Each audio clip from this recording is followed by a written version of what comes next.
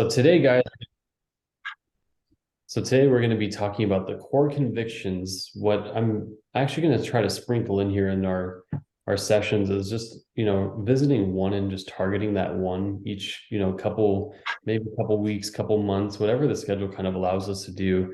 I just think it's always important for us to revisit these and also discuss them and share our ideas and what they really mean to us, and take that from here and share it with our clients and also our friends and family even. um so the first thing, so what are our core convictions? I actually wanted to list them all out so we can just look at all of them at once, and then what we'll do is we'll focus on I own it today as our session continues. So the first one is I own it. We also have manage priorities, not time, successful failures, 70% and run, candid but gracious, better together, work collaboratively to win, you matter to me, handing the baton to the next, innovation comes out of frustration, be lean and nimble, know and delight the person we serve. So one thing that's so amazing about, I know this seems like there's a lot of core convictions, but the unique thing about them is that they all kind of work hand in hand. So if you really portray one, you're most likely portraying all of them together, which is so special about our culture here. So the definition of I own it is, when we say I own it, we mean someone at the firm is modeling, taking personal responsibility, they are owning it, and they're moving to grow from that moment. So I'm just going to let that soak in for a second. You guys maybe read it to yourselves a couple times, and then we'll go into the next little part of this session. Give you guys like 10 seconds here.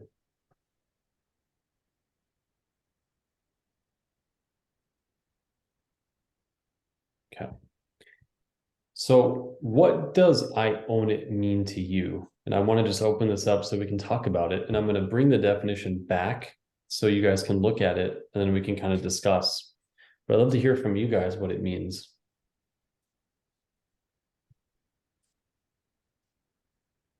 Yeah, to me, I own it means, you're not scared. Well, one aspect of it is just, the fact that you're not scared to admit when didn't get something done, or, whatever it is, you're able to own it without the fear of being at risk, or your coworkers coming down on you hard. You're accepting that personal responsibility, and then moving from it, and growing to do better the next time. Yeah, it's awesome, Skylar. Yeah, I think a big part of it for me is not agreeing with shame. Because like I know if I make a mistake, my initial reaction could easily be, oh gosh, like I'm just gonna hide behind it because it's shameful, because I made a mistake and I let people down. But when you own it, you're literally saying no to shame. You're saying, oh, that was totally my mistake. And I feel like it breaks freedom. Like it breaks the chains from that kind of shame that you could experience. Yeah. Yeah, Great idea. it's a good call. And one thing I love about I own it personally is that, I thought about when I was younger, when I was a kid, and I used to try to like not totally say the full truth to my parents or whoever it was, just to kind of not get in trouble for that one piece that might change the response given, or the okay with doing a certain activity or whatever it was. And I thought about it, there was always a lot of effort that had to take place to hide stuff. And with I own it, there's really no effort, because if you own it, you're doing the right thing, you're being truthful.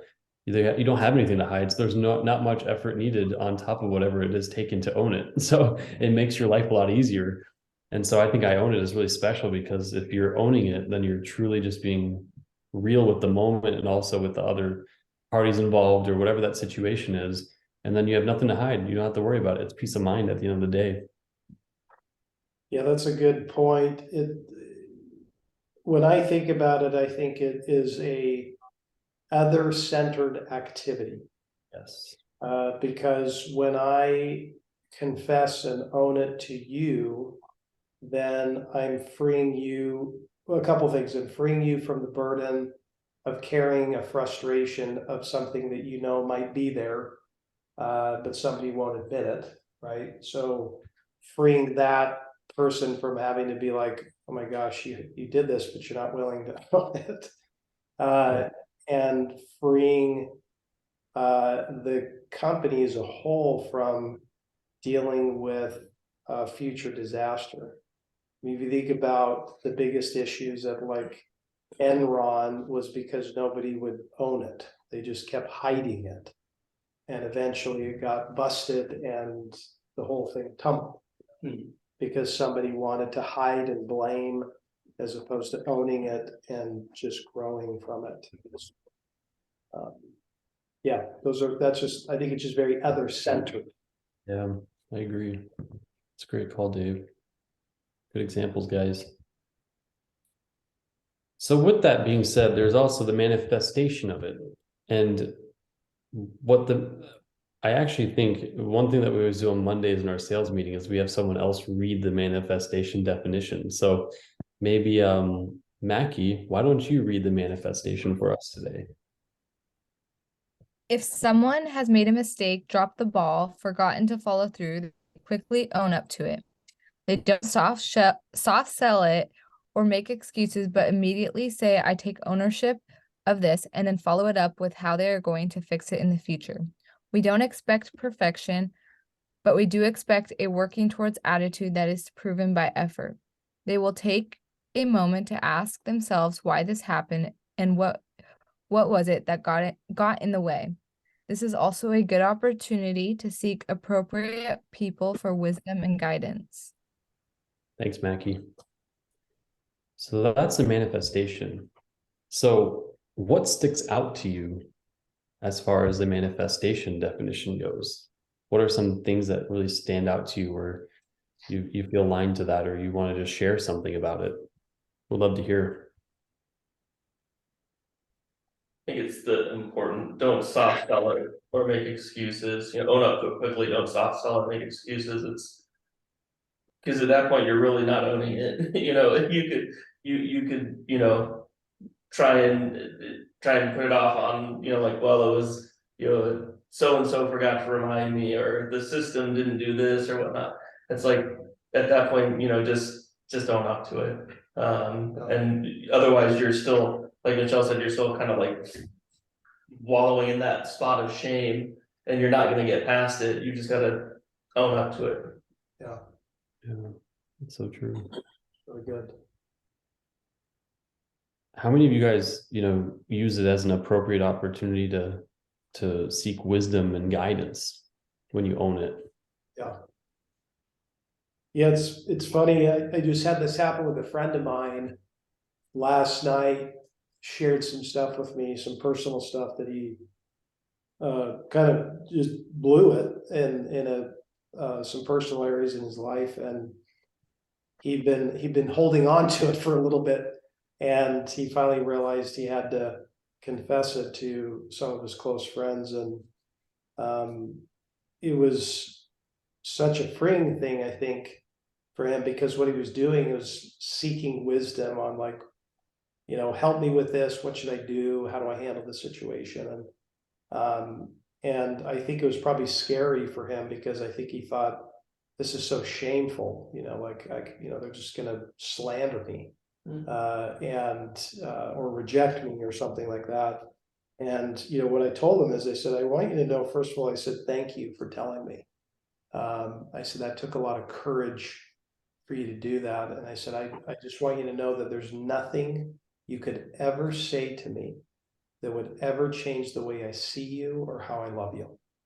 And, I just, and we talked through some things that he's working on. But so anyways, I just think it's so important that we're willing to seek wisdom and guidance to get help, because that's when we really experience growth and freedom.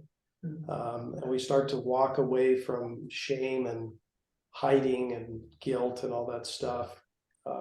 It's just such a joyful experience when you do it, and it does take humility. And I think it also takes the right environment. You have to have people that are willing to receive that in a way where you don't feel like you just got clubbed over the head. So. That's amazing. That's great example, Dave. Thanks for sharing that. Yeah, it's tough. I mean, when you own something, it's not always easy to own it, right? It's like it can go both ways where, owning it can be easy, but it also can be tough. And sometimes just having that encouragement from someone else or seeking the wisdom and guidance, knowing that you have that special relationship with someone can really be impactful for you. Which is awesome. That's really cool that your friend felt comfortable doing that with you guys, and also he had to own it himself by sharing with the rest and apologizing for his failures or whatever that was. So it's amazing. Oh, Go ahead, Mac. I was just gonna say, I would also something with like the whole I own it mentality. I feel like it just takes a lot of humility, and that word just like keeps kind of coming to my head with this core conviction, just because like it takes humility to be like I own it, and like I think there's like breeds a good culture when like we all can like humble ourselves and like kind of just own up to this. But then also in this manifestation paragraph, I think it's important to note the part that it says we do expect a working towards attitude that is proven by effort. So like you can own it, but then are you willing to change afterwards? I think it's important, like that the after part is like, okay, like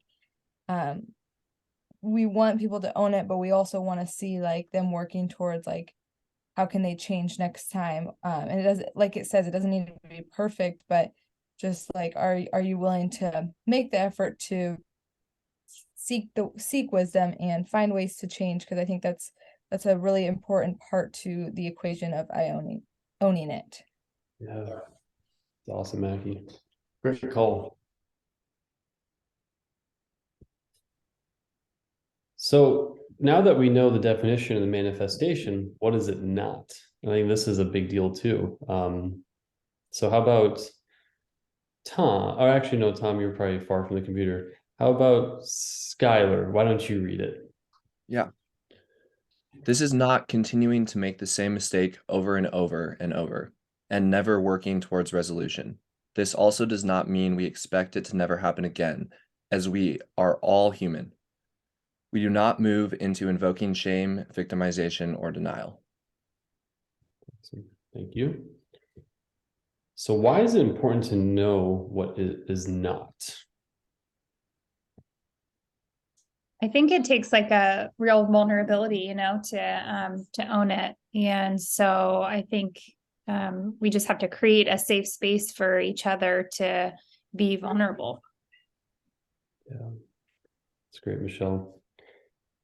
Yeah, it's almost like when you keep doing the wrong thing time and time again, it becomes the right thing in our minds when it's really not. We kind of start believing that this is how it's supposed to be, but it's not at all. Yeah, I think it's important, there's always the pro and the con, meaning like you have to know like what is it that we do believe and then what is it that we don't, just you have the guardrails to understand that we're always trying to find the center spot of saying, we want you to own it. We want you to be in a safe place to own it. And then we want to gently come alongside you in your journey of growth. And I think a lot of it is you almost have to have the visualization that, there's not somebody in front of you standing on a podium looking down on you going, how dare you? It's the person is sitting right next to you and going, I get it. So let's walk this out together and see how we can work it out, right? So it's the shoulder to shoulder as opposed to the frontal assault, across the table, somebody's deposing you. And I think that that's an important part because you have that beautiful tension of like, you don't just hang out in the mud. Remember the mud analogy of just like continuing to say, well, I'm in the mud. Someone's like, well, I can help you out of the mud if you want to. But, so there's all those elements of the healthy growth process, but also realizing you're probably going to flop again somehow. But so we're not looking for perfection. We're looking for trajectory. I think that's the distinction. That's really important for us to notate in this whole process. Very true.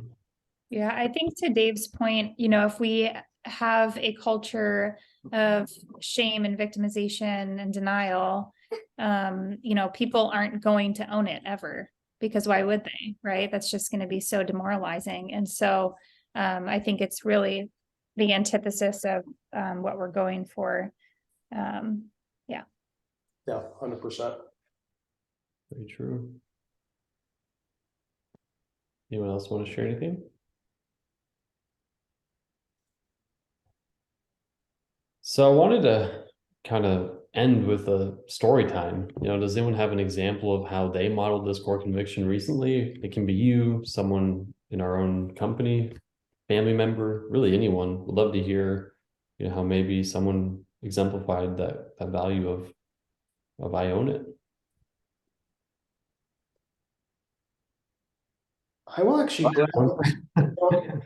Yeah, I have one actually. Funny enough, for H3 we have a lot of speakers that we like to bring in. This year we actually, from the successful failures of last year, we decided to make a few changes this year.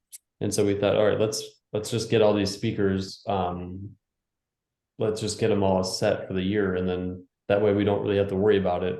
And I think don't have to really worry about it to the next level, because I actually didn't really worry about it until I had to worry about it. So basically we had our speakers set up, and then there was one speaker that I remember I never really heard back from, and I kept thinking about it. I'm like, I haven't heard back from him, but I know, he did it last year, and I know he knows what we're talking about, so it's probably fine. So I just didn't honestly follow up for a long time. And then what do you know, it's supposed to happen yesterday, and it was about 2 weeks ago. I had this gut feeling that I should probably follow up, because we're 2 weeks out and I haven't heard back, and that scares me a little bit. So I called him, and he's like, oh, I didn't have it calendared. That's so weird, and must have got lost or whatever. And I just said, oh, great. So it looks like I need to worry about it now. So, after some conversation, we ended up just adjusting his date. So it worked out. But then, at the same time, I had to really own the fact that I definitely dropped the ball. I should have immediately followed up when I hadn't heard back after maybe a week or two. And I chose not to. So that was on me. And so I learned a huge lesson there. Not only did I get lucky that he still had space to help accommodate for the next month, but I'm now actively reaching out to all of our speakers to make sure that they're all set for the year, so this doesn't have to happen again. So it was a successful failure, and I own it put together, kind of like how we talked about prior, where a lot of these convictions, if you do one, most likely it'll layer on top of another one, or even two of them, or even all of them. So kind of cool. Great job, Dan. Great story, Dan. Would love to hear from you guys if anyone has anything to share. I've got one, but if anybody else does, so please go. I can't think of a specific recent event, but one that always comes to mind was back, prior employment, when I was going through, we were actually working out lists on Excel, and the way that things were being tracked and whatnot, there was a lot of information that was missed out. And I went through it and basically found this information that was missing and took it to the people above me, and I was like, hey, just so you know, this is what we've been displaying to everybody on our reports for the past 6 months or so, but it's wrong. This is actually the actual numbers, and this is where things are at. And it was because, and I didn't portray it as prior people messed up. It was like, this is what I found and whatnot. And they were, and when I gave it to them, they're like, okay, good, great, thanks for sharing this, bring it to attention, which they could have harped on it or whatnot, which was was a good experience. But what it's getting to is, I later on made a mistake, a pretty big mistake.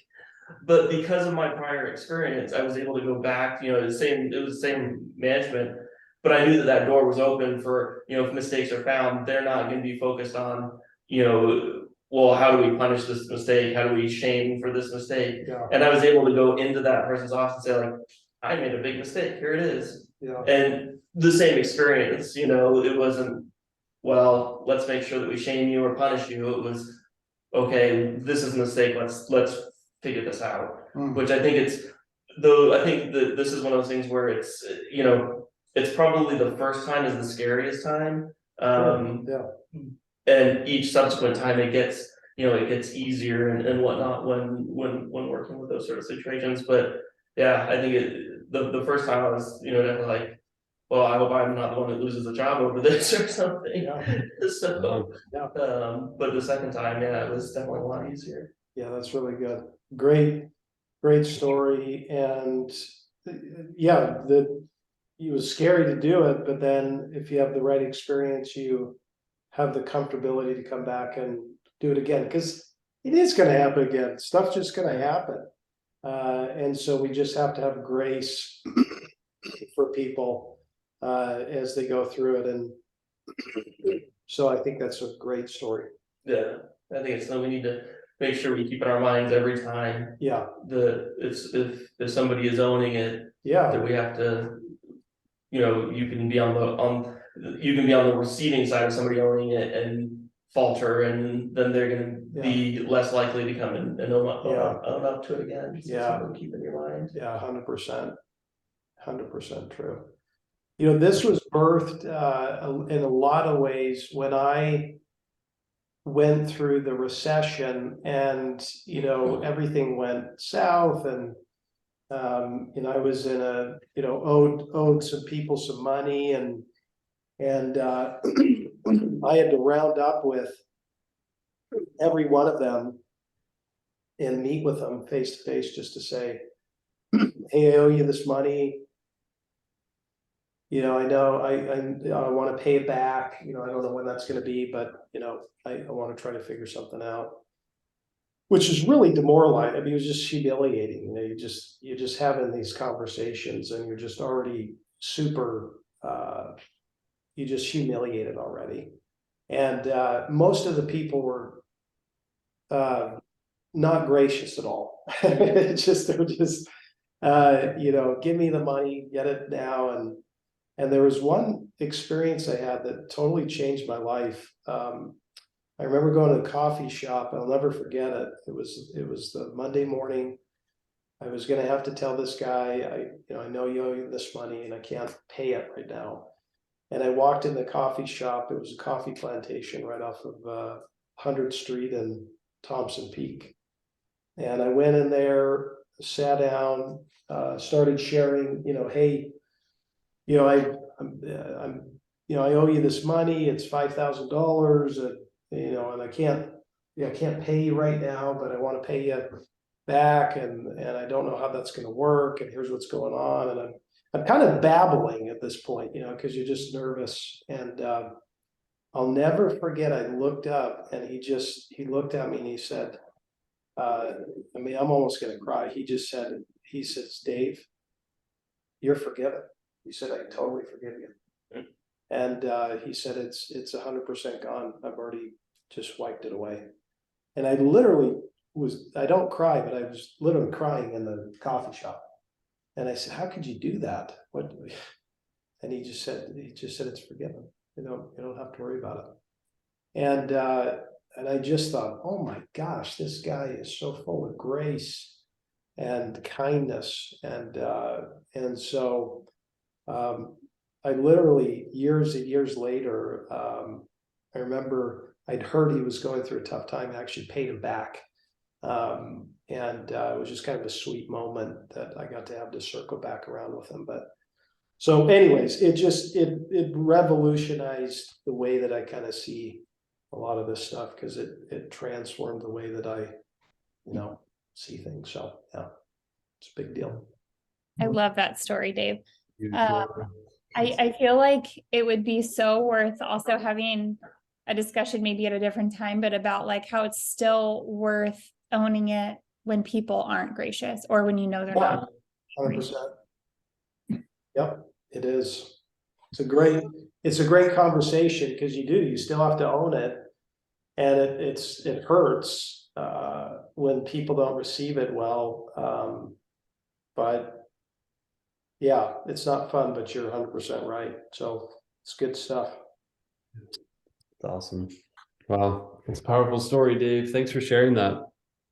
Yeah. Yeah. Still very vivid in my mind. Yeah, well, that honestly, I think that's a good one to end it on. That was a very impactful story, and I think, I want to thank you guys for participating, and we'll sprinkle these in every so often. I think